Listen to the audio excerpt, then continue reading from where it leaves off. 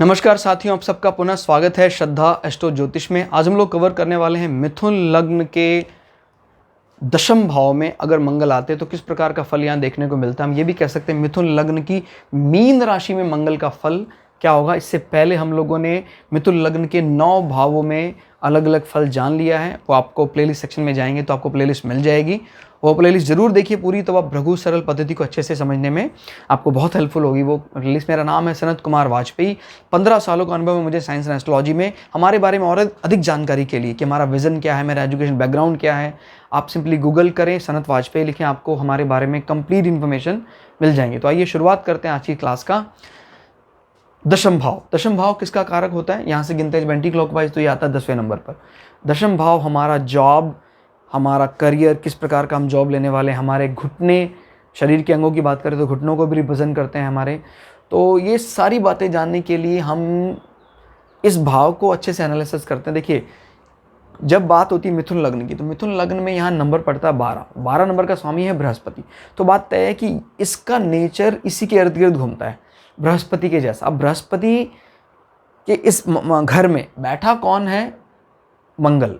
Clear हो गया? यानी हम इसको ऐसा कहते हैं कि जैसे किसी की ज़मीन है, उस ज़मीन में किसी का मकान है और उस मकान में कोई किराएदार है। क्लियर हो गया? तो यहाँ किराएदार है मंगल। क्लियर हो गया? तो ध्यान रखिएगा, किराएदार मंगल है। और उस कहते हैं इसका कारक कौन? इस भाव का कारक जो है वो भी मंगल को कहा जाता है। क्लियर? इस भाव के कारक में बुध भी आते हैं। तो इस भाव में अगर मंगल आके स्वयं बैठते हैं, यानी कि चाहे किराएदार के रूप में है, तो मंगल पूरे बल से यहाँ आपके कर्म क्षेत्र को बढ़ाने का प्रयास करते हैं। यानी आप अपने ऑफिस में या जो भी आपका रोजगार का प्रोफाइल है वहाँ पर पूरी शक्ति से अपने व्यक्तित्व को निखारेंगे, सबके सामने रखेंगे। और कहीं ना कहीं बृहस्पति की मीन राशि यहाँ ये बताती है कि आपके एजुकेशन में आप इंटरेस्ट जो दिखाएंगे वो दिखाएंगे बुद्धिमानी वाली। याद रखिएगा, बृहस्पति के 2 रूप हैं। एक कह सकते हैं क्षत्रिय रूप बृहस्पति का जो नज़र आता है हमें धनु राशि में, और एक बृहस्पति का ब्राह्मण रूप जो नज़र आता है हमें मीन राशि में। तो बृहस्पति का पूरा ब्राह्मण वाला रूप कहाँ नज़र आता है? मीन राशि में। क्लियर हो गया?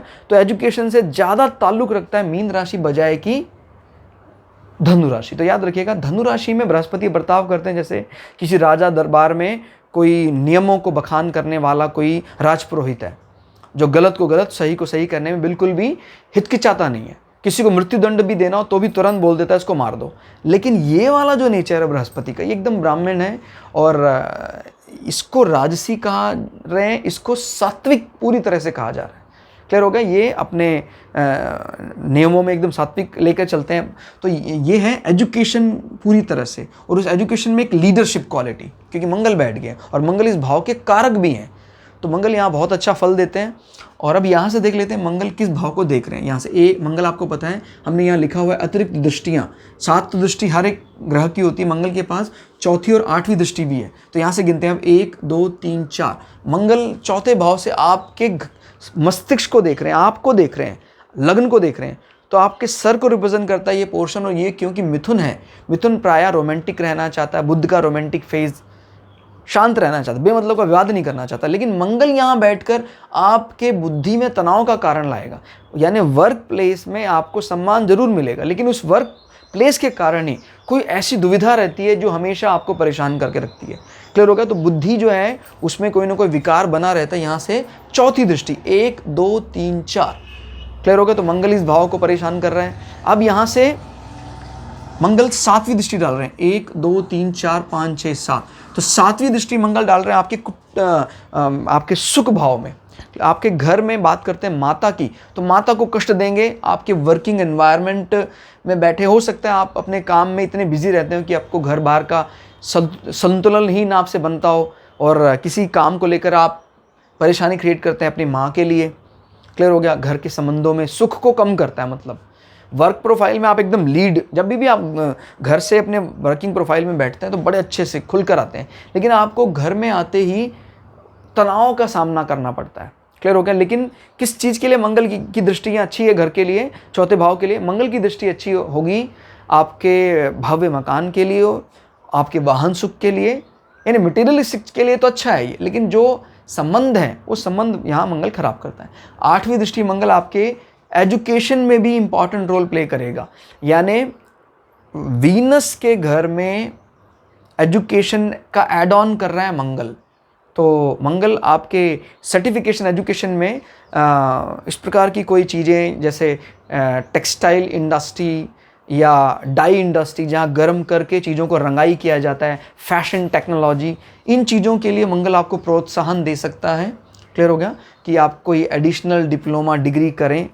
और क्योंकि हम यहाँ पर एजुकेशन की बात कर रहे हैं तो एजुकेशन में भी आपको पता है प्रिंटिंग प्रेस का काम होता है, उसमें भी एक लीड रोल आप कर सकते हैं। तो ये एक यानी पुष्टि कर रहा है आपके कार्य की, आपके वर्क प्लेस की, कि मंगल की जो डिग्री आपकी डिप्लोमा है उस पर नज़र मार रहा है। और मंगल की कैसी दृष्टि है? मंगल एक वीनस संबंधी कार्य में मंगल का दृष्टि डालने का मतलब यही है कि एक दिखने वाली दिखावटी चीज़ को, हो सकता है फ्रंट पेज बनाने वाले कोई बुक्स वगैरह जो बनाते हैं फ्रंट पेज बड़ा अट्रैक्टिव कलर्स, उसमें आप डाई इंडस्ट्री इस्तेमाल करते हैं, कलर इंडस्ट्री इस्तेमाल करते हैं। या कई जगह आपको पता है कई जगह ऐसे भी प्रेस हैं जहाँ एजुकेशन डिपार्टमेंट में ही बड़ी बड़ी प्रेस हैं, गीता प्रेस जैसे, उसमें हम ऊपर वाले कवर को बहुत अट्रैक्टिव बनाना चाहते हैं, यानी वीनस वाले प्रयोग में हम मंगल को शामिल करते हैं, उसमें ये काफ़ी ज़्यादा आपको हेल्प कर सकता है।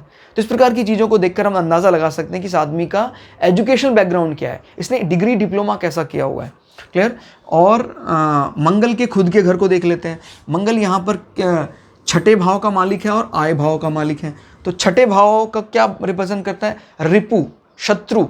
तो शत्रु भाव का स्वामी जब आपके वर्क प्लेस में बैठता है और मजबूती से बैठता है, क्योंकि ये कारकत्व भी है मंगल का, तो ये बात भी है कि आपके जो शत्रु हैं वो आपके वर्किंग प्रोफाइल में अड़चन डालने का प्रयास ज़रूर करेंगे, लेकिन उससे कुछ भी व्यवधान नहीं आएगा। सीधा संबंध देखिए, आपके कार्य के कारण आपके शत्रु बनेंगे, लेकिन क्योंकि मंगल का एक कारकत्व है तो आपको उसका कोई भी भय नहीं होगा, आप उन पर विजय पा लेंगे।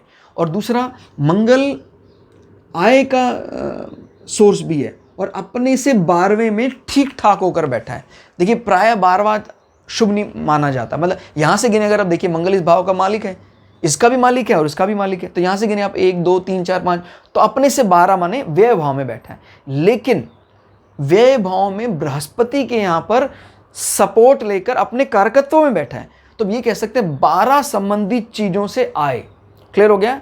यानी अंततोगत्वा किसी शत्रु से भी स्ट्रगल के बाद आपको फाइनली इनकम ही होती है। जितना मर्जी प्रयास कर ले कोई शत्रु आपके वर्क प्रोफाइल को बिगाड़ने का, आपको बिगाड़ नहीं सकता है, और फाइनली वो भी एक इनकम देकर जाता है। तो ये कनेक्ट कर रहा है आपके रिपुओं को आपकी आय से, और ये दोनों को कनेक्ट कर रहा है आपका वर्किंग प्रोफाइल, आपकी वर्किंग एनवायरनमेंट। इतनी धाक है आपकी कि आपके शत्रु भी आपकी आय को रोक नहीं पाते हैं।